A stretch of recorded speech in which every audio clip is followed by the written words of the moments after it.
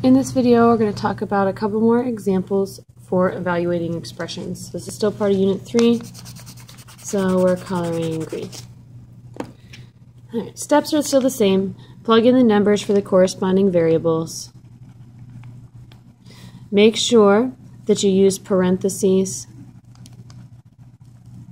when you substitute, especially for negative numbers. And then number 2, you're going to simplify using order of operations. All right, here we go. Example number 1. Z is equal to negative 2.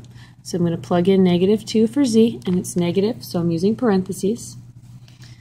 X is negative 3, so I plug in negative 3, plus Y is 3. So for order of operations, I need to start inside the parentheses. I can either add negative 3 plus 3 first or do 3 squared. Within the parentheses, the exponent is going to come first. So my first step will be to do 3 squared. So this gives me negative 2 times negative 3 plus 3 squared is 3 times 3, so that's 9. Still have an operation symbol inside these parentheses, so I need to add negative 3 plus 9. So this gives me negative 2 times negative 3 plus 9. Signs are opposite, so I subtract. 9 minus 3 is 6. And 9 is the larger number, so it's a positive 6.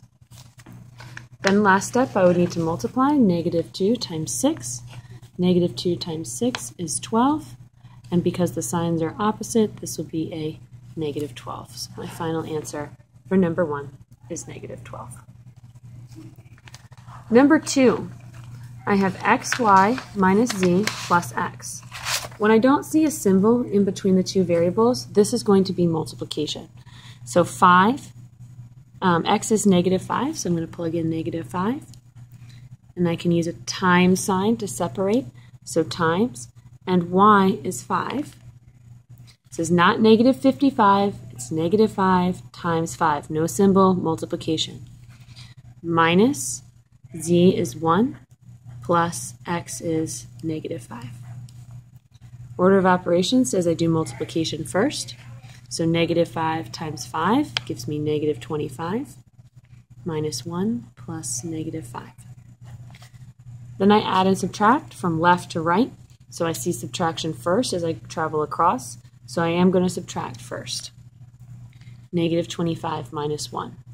So since this is subtraction, I can think about keep change opposite. So I have negative 25 plus a negative 1. And then I can go ahead and do that addition. Negative 25 plus negative 1 gives me negative 26. Signs are the same here, so I add 25 and 1 gives me 26, and the sign they share is negative, so it's a negative 26. Then negative 26 plus 5.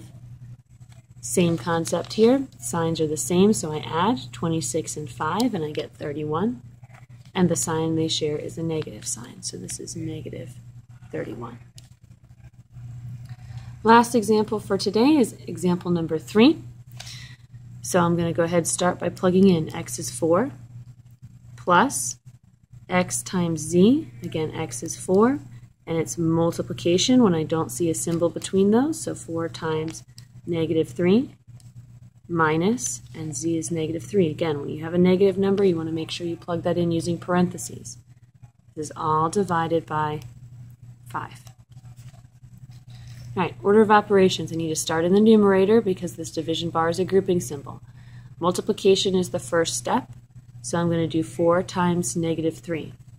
It's going to give me 4 plus 4 times 3 is 12, and they have opposite signs, so it's a negative 12. Copy everything else down exactly how I see it. I'm going to come up over here so I have a little bit more space to work. All right, still working on the numerator, 4 plus negative 12. Signs are opposite, so I subtract. 12 minus 4 is 8. Negative 12 has a larger absolute value, so this is going to be a negative 8 minus a negative 3 all over 5. All right, now I've got negative 8 minus a negative 3. subtraction, so I can think change opposites. So that gives me -8. Change the minus sign to a plus. Opposite of -3 is 3. It's all over 5. And I can add these two together, -8 plus 3. The signs are opposite, so I subtract. 8 minus 3 is 5. And -8 has the larger absolute value, so this is going to be a -5. -5 over 5. And then last but not least, this is a division symbol, so -5 divided by 5 gives me a -1 as my final answer.